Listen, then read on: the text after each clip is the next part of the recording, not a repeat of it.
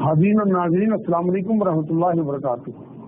الحمدللہ رب العالمین والصلاۃ والسلام علی رسول الکریم وعلی آلہ وصحبہ اجمعین، اما بعد۔ اعوذ باللہ من الشیطان الرجیم، بسم اللہ الرحمن الرحیم۔ روحانی مرکز میں تراویح کا سلسلہ چل رہا ہے، اس کا الحمدللہ آج 18واں دن ہے۔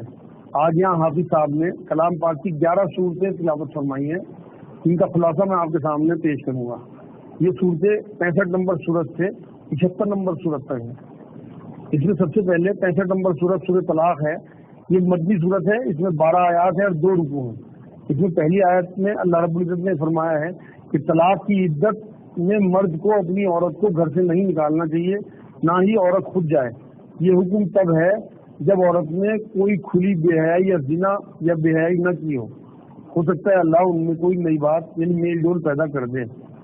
2 نمبر آیت میں عدت پوری ہونے کے قریب اپنے ہی لوگوں میں سے 2 انصاف پسند مسلمان لوگوں کے سامنے اپنی عورت سے یا تو رجوع کیا جائے یا اسے خوبصورتی کے ساتھ الگ کر دیا جائے۔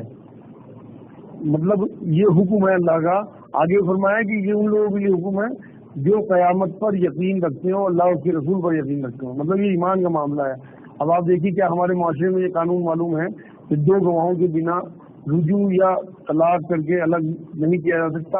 ہمارے ہاں کیا جس طرح طلاقیں ہو جاتی ہیں اس طرح طلاقیں ہو جانی چاہیے، جبکہ قرآن کا یہ حکم ہے کہ 2 گواہوں کے بنا یہ کام نہیں ہو سکتا۔ اس کے بعد 3 نمبر آیت میں متقیوں کو اللہ ایسی جگہ سے روزی دیتا ہے جہاں سے گمان بھی نہیں ہوتا۔ جو اللہ پر توکل کرے اس کے لیے وہی کافی ہے، یعنی اللہ۔ 4 نمبر آیت میں حیض بند ہوئی عورتوں کی طلاق کی عدت 3 ماہ ہے اور حاملہ کی عدت حمل سے فراغت پر ہے، چاہے اس کا حمل 1 دن بعد ہی ہو جائے، بچہ پیدا ہو جائے تو اس کے بعد اس کی عدت ختم ہو جاتی ہے۔ 7 نمبر آیت میں مرد کی مالی حیثیت کے حساب سے طلاق شدہ کو نفقہ ملنا چاہیے، مطلب بگاڑ نہ ڈالا جائے بلکہ حیثیت کے حساب سے نان نفقہ دینا چاہیے عورت کو۔ 12 نمبر آیت میں اللہ نے 7 آسمان اور ان کی طرح 7 زمینیں بنائی ہیں، ان سب کے درمیان اللہ کے احکام اترتے ہیں۔ مطلب ہو سکتا ہے کہ جس طرح سے یہ زمینیں ہماری، اس طرح اور بھی اللہ کی زمینیں ہوں جو ابھی تحقیق کے بعد کھلیں، لیکن ابھی پکا کچھ نہیں کہا جا سکتا، لیکن قرآن اس کا اشارہ دیتا ہے کہ وہاں بھی اللہ کے حکم اترتے ہیں۔ اس کے بعد سورۃ تحریم شروع کی ہے، 66 نمبر سورت ہے۔ یہ مدنی سورت ہے، اس میں 12 آیات ہیں، 2 رکوع ہیں۔ اس میں پہلی آیت میں اللہ رب العزت نے فرمایا کوئی بھی حلال چیز جسے اللہ نے ہم پر حرام نہیں کیا اسے ہم اپنے اوپر حرام نہ کریں۔ مطلب حضور اکرم صلی اللہ علیہ وسلم نے بھی ایک بار یہ بات فرمائی تھی قرآن کو ہاتھ میں لے کر کہ حرام واضح اور حلال واضح جو اس کتاب میں درج ہے۔ آج کل تو لوگ ہر دوسری چیز کو یہ کہتے ہیں کہ یہ حرام ہے، یہ حرام ہے، جبکہ حرام کسی چیز کو کرنا اللہ اور اس کے رسول کا ہی معاملہ ہے۔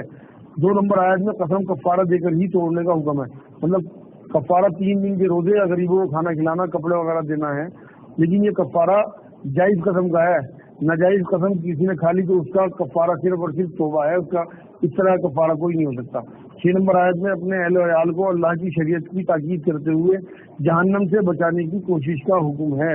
مطلب یہ فکر تو ہم سب کو ہوتی ہے کہ ہمارے بعد ہماری اولاد کا کیا ہوگا، لیکن یہ فکر کسی کو نہیں ہوتی کہ ہماری اولاد کے بعد اس کا کیا ہوگا، مطلب آخرت میں ان کا کیا بنے گا۔ ہمیں یہ فکر کرنی ہے، یہ حکم دیا ہے اللہ نے۔ 10 نمبر آیت میں اللہ نے کافروں کو حضرت نوح اور حضرت لوط کی بیویوں کی مثال دی ہے کہ خیانت کی وجہ سے نبی بھی انہیں نہ بچا سکے۔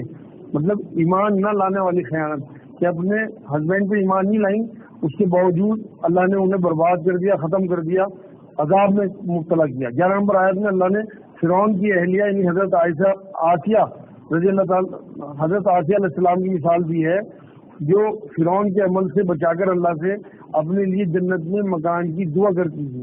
مطلب محل چھوڑ کر اللہ کا قرب حاصل کرنے والی بات، مطلب جنت جو ہے وہ اللہ کا قرب ہے۔ اس کے بعد سورہ ملک شروع ہوتی ہے، یہ قرآن میں 67ویں صورت ہے۔ اس میں مکی صورت ہے، 30 آیات ہیں اور 2 رکوع ہیں۔ اس میں اللہ رب العزت نے 6 اور 7 نمبر آیات میں کفر کرنے والوں کو جب عذاب کے لیے جب جہنم میں ڈالا جائے گا تو وہ زور کی آواز سنیں گے، وہ جوش مار رہی ہوگی، جہنم دہاڑے مار رہی ہوگی جیسے بھوکی شیرنی دہاڑے مارتی ہے۔ 12 نمبر آیت میں اپنے رب سے بن دیکھے ڈرنے والے، مطلب غائبانہ اللہ کا ڈر رکھنے والے لوگوں کے لیے بخشش اور ثواب ہے۔ مطلب تنہائی کا تقویٰ مشکل کاموں سے ہے، لیکن جس نے تنہائی کا تقویٰ مل گیا اللہ کی طرف سے اسے اس کا قرب مل گیا۔ 19 نمبر آیت میں کھلے اور بند ہوتے پروں کے پرندوں کو دیکھ کر بھی ہمیں محسوس ہونا چاہیے کہ یہ فضا میں اللہ نے ہی انہیں تھام رکھا ہے۔ مطلب اللہ کی معرفت اگر کسی کو حاصل ہو جائے تو اسے ہر چیز میں اللہ کی کارکردگی نظر آئے گی۔ 28 نمبر آیت میں مومنین کو اگر اللہ ہلاک کر دے مطلب شہادت دے دے یا ان پر رحم کر کے انہیں زندہ رکھے، ہر حال میں ان کے لیے بھلائی ہے، لیکن کافروں کو دردناک عذاب سے کون بچائے گا۔ 30 نمبر آیت میں اگر ہمارا پینے کا پانی زمین کے نیچے اتر جائے تو اللہ کے علاوہ اسے کون اوپر لا سکتا ہے۔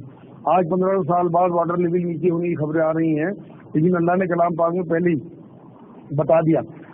جب اللہ رب العزت بارش بھیجتے ہیں، اولے برساتے ہیں، ان سے پھر پانی کا لیول پورا کرتے رہتے ہیں، جس سے ہماری زندگی آسانی کے ساتھ چل رہی ہیں۔ اس کے بعد سورہ قلم شروع ہوتی ہے، یہ 68ویں سورت ہے، اس میں مکی سورت ہے، یہ 52 آیات اور 2 رکوع ہیں۔ اس میں 2 سے 4 نمبر آیت میں اللہ نے تسلی دی ہے حضور اکرم صلی اللہ علیہ وسلم کو کہ آپ مجنون یا دیوانے نہیں ہیں معاذ اللہ، بے شک آپ کے لیے بے انتہا نہ ختم ہونے والا اجر ہے اور آپ بہترین اخلاق پر ہیں۔ حضور صلی اللہ علیہ وسلم کے اخلاق کے بارے میں ایک بار ماں عائشہ سے کسی نے پوچھا تھا تو حضور حضرت عائشہ رضی اللہ تعالیٰ عنہ نے فرمایا تھا کہ کیا تم نے قرآن نہیں پڑھا؟ مطلب قرآن جو ہے وہ اللہ کے رسول صلی اللہ علیہ وسلم کے اخلاق کا ہی دوسرا نمونہ ہے۔ اس کے بعد 9 نمبر آیت میں کفار مکہ چاہتے تھے کہ رسول صلی اللہ علیہ وسلم دین پہنچانے کے معاملے میں ڈھیلا پڑے تو وہ بھی اپنی دشمنی میں ڈھیلے پڑ جائیں، مطلب باطل جو ہے وہ ہمیشہ کمپرومائز کے چکر میں رہتا ہے۔ 24 نمبر آیت میں کسی غریب مسکین کے مانگنے آ جانے کا ڈر گرے ہوئے کردار کے لوگوں کو ہوتا ہے۔ ڈر کی بجائے تو ہمیں خوشی ہونی چاہیے کہ غریب لوگ آ کر ہمیں جو ہے بخل سے بچاتے ہیں، ہمیں غنی کر دیتے ہیں۔ اس کے بعد 33 نمبر آیت میں دنیا میں ہلکی پھلکی پریشانیاں تو چھوٹی آفتیں اور ہلکے جھٹکے ہیں، آخرت کی آفت بہت بڑی بتائی گئی ہے۔ 42 سے 43 نمبر آیت میں قیامت میں اللہ کی پنڈلی یعنی اللہ کی تجلی دکھائی جائے گی تو لوگ سجدے میں گر پڑیں گے، لیکن یہاں دکھاوے اور شہرت سے یہ سجدے کرنے والے لوگ ایسا نہ کر سکیں گے، مطلب وہ سجدے میں نہیں گر پائیں گے۔ یہ کیسی پنڈلی ہوگی؟ یہ متشابہات میں سے ہے، یہ اللہ رب العزت اور اس کے رسول ہی زیادہ جانتے ہیں۔ 51 نمبر آیت میں اگر اللہ کا فضل نہ ہوتا تو کفار مکہ رسول صلی اللہ علیہ وسلم کو اپنی تیز نگاہوں یعنی بد نظر اور حاسدانہ نظر سے ان کا شکار بنا لیتے۔ قرآن سنتے ہوئے بھی رسول صلی اللہ علیہ وسلم کو یہ لوگ دیوانہ کہتے تھے معاذ اللہ۔ اس کے بعد سورہ حاقہ شروع ہوتی ہے، یہ مکی صورت ہے، 69ویں صورت ہے قرآن میں، اس میں 52 آیات ہیں اور 2 رکوع ہیں۔ اس میں اللہ رب العزت نے 13 سے 15 نمبر آیات میں قیامت میں سور میں ایک پھونک پھونکی جائے گی اور زمین و پہاڑوں کو ایک ہی چوٹ میں ریزہ ریزہ کر دیا جائے گا۔ 16 اور 17 نمبر آیت میں اس دن آسمان پھٹ کر بودا ہو جائے گا، اس کے کناروں پر فرشتے ہوں گے، قیامت میں اللہ کے عرش کو 8 فرشتے اٹھائے ہوئے ہوں گے۔ اس کے بعد 19 سے 24 نمبر آیت میں اس دن جسے نامۂ اعمال دائیں ہاتھ میں دے دیا گیا وہ اسے پڑھواتا پھرے گا خوشی میں لوگوں کو، اور اس کے لیے جنت ہوگی جہاں اسے میوے ملیں گے۔ 25 سے 29 نمبر آیت میں بائیں ہاتھ میں جنہیں نامۂ اعمال دیا جائے گا وہ یہ کہتا پھرے کاش مجھے یہ کتاب دی ہی نہ گئی ہوتی، کاش میں دوبارہ اٹھایا نہ جاتا، موت میرا کام تمام کر دیتی، مطلب دوبارہ مجھے آنا ہی نہ پڑتا یہاں۔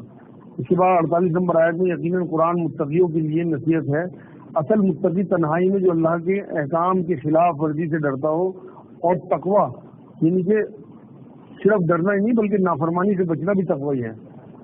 اس کے بعد 51 نمبر آیت میں بے شک قرآن بے انتہا یقین کا حقدار ہے، مطلب بے انتہا یقین قرآن پہ ہونا چاہیے تب ایمان مکمل ہوتا ہے۔ اس کے بعد سورہ معارج شروع ہوتی ہے، معارج 70 نمبر آیت ہے، یہ مکی 70 نمبر صورت ہے، یہ مکی صورت ہے، اس میں 44 آیات ہیں اور 2 رکوع ہیں۔ اس میں 4 نمبر آیت میں اللہ رب العزت نے فرمایا قیامت کا دن 50,000 سال کی برابر ہوگا، مطلب مومنوں کو تو یہ دن ایسا لگے گا جیسے ایک فرض نماز کے برابر وقت ہوتا ہے، لیکن کافروں کے لیے یہ بہت طویل دن ہوگا۔ 6-7 نمبر آیت میں جس چیز یعنی قیامت اور عذاب کو ہم دور سمجھ رہے ہوتے ہیں اللہ اسے قریب ہی دیکھتا ہے، اللہ کے لیے سب کچھ قریب ہے۔ جیسے ہم ہوائی جہاز میں اوپر بیٹھ کر اوپر پہنچنے پر انسان تمام لوگ جو بھی ہوائی جہاز میں بیٹھے ہیں انہیں شہر بستیاں ایک ساتھ دکھتی ہیں، ایسے ہی اللہ انسانوں کا حال ماضی اور مستقبل ایک ساتھ دیکھتا ہے، اس لیے یہ بات کہیے کہ اللہ قریب سے دیکھتا ہے۔ 10 اور 11 نمبر آیت میں قیامت میں دوست بھی نظریں بچا کر نکل جائیں گے، کوئی نہ پوچھے گا، حالانکہ تمام دوست ایک دوسرے کو دکھائے جائیں گے، ماں باپ ہوں، بھائی بہن ہوں، میاں بیوی ہوں، دوست ہوں جن کے لیے یہاں ہم حرام کاموں میں ملوث رہتے ہیں، حرام کمائیوں میں ملوث رہتے ہیں، وہ سب وہاں پر نظریں بچا کر نکلیں گے اور کوئی ایک دوسرے کے کام نہیں آ سکے گا۔ 12 سے 14 نمبر آیت میں قیامت میں لوگ اپنے بیٹے بیوی بھائی پورے خاندان زمین کے تمام لوگوں کو بھی فدیے میں دینا چاہیں کسی طرح سے ہم بچ جائیں، مگر انہیں ان سے کوئی بھی چیز نہیں لی جائے گی، مطلب وہ کوشش یہ کریں گے سب کچھ دیا جائے لیکن ہم بچ جائیں گے طرف، مگر وہاں اللہ کی طرف سے کسی قسم کا کوئی اختیار کسی کو نہیں ہوگا۔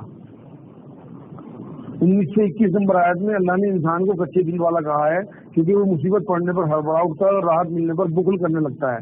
29 سے 31 نمبر آیت میں شرمگاہوں کی حفاظت کا حکم ہے اور صرف اپنی بیویوں اور کنیزوں کے ساتھ ہی اللہ رب العزت کی طرف سے اسے پورے کرنے کا حکم، مطلب سیکس ڈسپلن کا معاملہ ان آیتوں میں بتایا گیا ہے۔ 43 سے 44 نمبر آیت میں قیامت میں لوگ قبروں سے دوڑتے ہوئے نکلیں گے جیسے کسی خاص جگہ یعنی میدان حشر کی طرف تیز تیز جا رہے ہوں، ان کی آنکھیں جھکی ہوں گی اور مایوسی چھائی ہوئی ہوگی۔ اس کے بعد سورہ نور شروع ہوتی ہے جو 71ویں سورت ہے، 71 نمبر سورت، یہ مکی سورت ہے، اس میں 28 آیات ہیں، 2 رکوع ہیں۔ اس میں 4 نمبر آیت میں اللہ نے فرمایا کہ اللہ واحد معبود ہے، اس کی عبادت کرنے سے وہ گناہ معاف کرتا رہتا ہے، مطلب جو اللہ کے حق ہیں اللہ شاید وہ ہماری عبادات سے انہیں معاف کر دے، مگر جو حق العباد ہیں وہ تو ہمیں ہر حال میں لوگوں سے ہی معاف کرانے پڑیں گے یا انہیں دینے پڑیں گے۔ 7 نمبر آیت میں حضرت نوح علیہ السلام جب قوم کو دین کی دعوت دیتے تھے تو اکثر لوگ کانوں میں انگلیاں ڈال لیتے تھے تاکہ سن نہ سکیں، اور بہت سے اپنے اوپر کپڑا ڈال لیتے تھے تاکہ نبی انہیں پہچان نہ جائیں، یہ تکبر کی وجہ سے کرتے تھے۔ 9 نمبر آیت میں دین کی دعوت اعلانیہ اور چپکے چپکے ایک ایک فرض کو بھی دینے کا حکم ہے، مطلب یہ فرض عین ہے اور سب سے بڑی سنت حضور اکرم صلی اللہ علیہ وسلم کی دین کی دعوت دینا ہے۔ 10 سے 12 نمبر آیت میں اللہ سے توبہ استغفار کرنے سے تو آسمانوں سے بارش نازل ہوتی ہے اور نعمت ملتی ہے اور زمین پر مال و اولاد میں ترقی حاصل ہوتی ہے استغفار کرنے سے۔ 16 نمبر آیت میں اللہ نے چاند کو نور یعنی جگمگاتا ہوا جو زمین کو منور کر دے، ایسا لگتا ہے چاند جو ہے زمین کے ماتھے پر جھومر ہو، اور سورج کو روشن چراغ بنایا جس کی روشنی میں ہماری زندگی آگے بڑھتی ہے۔ 28 نمبر آیت میں اپنے ماں باپ اور اپنے گھر والوں کے ساتھ ساتھ تمام مومن مرد عورتوں کے لیے بخشش کی دعا مانگنے کا حکم ہے، یہ نبیوں کی سنت ہے۔ سورہ دن شروع ہوتی ہے، 72ویں سورت ہے، مکی سورت ہے، اس میں 28 آیات ہیں، 2 رکوع ہیں۔ 4 نمبر آیت میں جنہوں کو قرآن سن کر معلوم ہوا کہ ان میں کہیں ایک بیوقوف یعنی شیطان اللہ کے بارے میں جھوٹی باتیں کرتا ہے اور بہکاتا ہے، مطلب یہ باتیں کہ اللہ کے بیوی بچے بھی ہیں۔ 5 نمبر آیت میں انہیں گمان تھا کہ جو وہ کہتا ہے یعنی اللہ کے بچے ہیں وہ سچ ہے، کیونکہ اللہ کے بارے میں انہیں گمان تھا کہ کوئی جھوٹ بول ہی نہیں سکتا، اللہ کے اتنے احسان ہیں ہمارے اوپر، چاہے وہ انسان ہو چاہے وہ جن ہو، جنوں کو لگتا تھا کہ کوئی اللہ کے بارے میں جھوٹ بول ہی نہیں سکتا۔ 14 نمبر آیت میں جتنے جنوں میں بھی مسلمان اور گمراہ دونوں ہوتے ہیں، بس جو اسلام میں آ گیا وہ گمراہی سے بچ گیا۔ 18 نمبر آیت میں مسجدوں میں اللہ کے ذکر کے علاوہ فالتو باتوں سے بچنے کا حکم ہے۔ آج ہماری مسجدوں کا حال آپ لوگوں کے سامنے ہے، اسی لیے وہ مقتدیوں میں بات نہیں آتی جو آنی چاہیے نمازوں سے۔ 26 نمبر آیت 26 سے 27 نمبر آیت اللہ غیب کی تمام باتیں جانتا ہے، وہ اپنے علم میں سے اپنے جس رسول یا بندے کو جتنا علم غیب دینا چاہے دے دیتا ہے، جیسے وحی، معجزے، معراج وغیرہ جو ہم سے غیب ہیں وہ نبیوں کو دکھا دی جاتی ہیں، ورنہ اللہ کے لیے تو کچھ بھی غیب نہیں ہے۔ سورہ مزمل شروع ہوتی ہے، 73ویں سورت ہے، مکی سورت ہے، اس میں 20 آیات ہیں اور 2 رکوع ہیں۔ 2 سے 3 نمبر آیت میں اس میں اللہ نے فرمایا کہ ان آیتوں میں تہجد کی نماز آدھی رات یا اس سے کچھ کم کرنے کے لیے حکم آیا تھا۔ 4 نمبر آیت میں قرآن کو ٹھہر ٹھہر کر صاف پڑھنے کا حکم ہے، مطلب حدیث میں بھی یہی بات ہے کہ حضور اکرم صلی اللہ علیہ وسلم قرآن ترتیل سے پڑھتے تھے اور امت کو بھی ترتیل سے پڑھنے کا حکم دیا ہے، لیکن ہمارے معاشرے میں 3 دن 5 دن اور 10 دن کی تراویح سے بات ثابت ہوتی ہے کہ کس طرح سے ہم اس آیت کی حکم عدولی کر رہے ہیں اور حضور اکرم صلی اللہ علیہ وسلم کی تعلیمات سے دور ہیں، چاہے جانے میں چاہے انجانے میں۔ 6 نمبر آیت میں تہجد میں اٹھ کر عبادت میں دل لگانا آسان ہے، کیونکہ رات میں بات درست ہو کر سمجھ میں آتی ہے، اس وقت قرآن سمجھنا بھی آسان ہے۔ روحانیت اور ذکر کی تاثیر کے لیے بھی یہاں اس ٹائم اٹھ کر قرآن پڑھنا اچھا ہے۔ 8 نمبر آیت میں پورا توکل اللہ پر رکھ کر اور تمام مخلوق سے کٹ کر عبادت خوشی و خضوع کے ساتھ کرنے کا حکم ہے۔ 20 نمبر آیت میں اللہ کو اچھا قرض دینے کا حکم ہے جس کا بہترین بدلہ ملے گا، یہ اللہ کی اعلیٰ ظرفی ہے کہ خود ہی ہمیں مال دیتا ہے اور خود ہی ہم سے قرض لینے کی بات کرتا ہے۔ سورہ مدثر شروع ہوتی ہے جو 74 نمبر سورت ہے، مکی سورت ہے، اس میں 56 آیات ہیں، 2 رکوع ہیں۔ 3 نمبر آیت میں اللہ نے فرمایا اپنے رب کو بڑا کرنے کا حکم ہے، یعنی کہ زمین پر جہاں اللہ کی بڑائی نہ ہو وہاں اس کے حاکمیت طے کرنے کا معاملہ ہونا چاہیے، اور ہماری زندگی میں بھی ٹاپ پرائرٹی اللہ ہو، مطلب سب سے پہلے اللہ کا حکم ہو، اس کے بعد کوئی اور بات دنیا کی ہو۔ 4 اور 5 نمبر آیت میں اپنے کپڑوں کو پاک صاف رکھ کر ناپاکی کو چھوڑنے کا حکم ہے۔ ہر طرح کی گندگی اور ہر طرح کی ظاہری باطنی جتنی بھی نجاستیں ہیں، چاہے شرک ہو، بدعت ہو، ان سب سے اپنے آپ کو پاک رکھنا ہے۔ پیشاب وغیرہ کے بعد استنجا کرنے کا حکم اسی آیت سے سمجھا جاتا ہے۔ 6 نمبر آیت میں کسی پر بھی بدلہ پانے کی نیت سے احسان نہیں کرنا، مطلب بدلے کی سوچ سے تکلیف ملے گی کیونکہ انسان کمزور ہے، بدلہ نہیں دے سکتے، اس لیے احسان کریں اور اللہ سے بدلہ مانگیں آخرت میں۔ 13 نمبر آیت میں کسی کے بیٹے اس کی آنکھوں کے سامنے رہے، یہ بھی اللہ کی رحمت ہے۔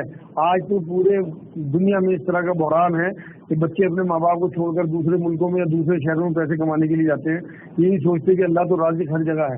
اگر وہ رحمت کے ساتھ اپنے ماں باپ کے لیے ان کے ساتھ رہیں گے اللہ کی رحمت کے لیے، تو انشاءاللہ اور زیادہ فائدہ انہیں دنیا اور آخرت میں ملے گا۔ 38 نمبر آیت میں ہر شخص اپنے اعمال کے بدلے گروی ہے، یعنی اچھے اعمال ہوں گے تو وہ اعمال اسے چھڑا لیں گے قیامت میں۔ 41 سے 44 نمبر آیت میں جنتی لوگ دوزخیوں سے ان کے دوزخ میں جانے کی وجہ پوچھیں گے تو جواب میں وہ کہیں گے کہ ہم نماز نہیں پڑھتے تھے، مطالعے کو کھانا نہیں کھلاتے تھے، بحث اور جھوٹی تکرار میں مصروف رہتے تھے اور قیامت کو جھٹلاتے تھے، اتنے میں ہی موت نے ہمیں پکڑ لیا۔ ان میں زیادہ تر چیزیں آج امت میں پھیلی ہوئی ہیں کہ ان کی سیدھی بحث، نماز نہ پڑھنا۔ اب آپ اندازہ لگیے، حضور نے 7 سال کے بچے کو نماز پڑھانے کا حکم دیا، 10 سال کی عمر میں نہ پڑھے تو پٹائی کا حکم دیا۔ دوزخ میں لے جانے والی چیز ہے نماز نہ پڑھنا، اس لیے کم سے کم آج سے طے کریں سب لوگ، انشاءاللہ ہم 5 نمازیں وقت پر تعداد کے ساتھ پڑھیں گے۔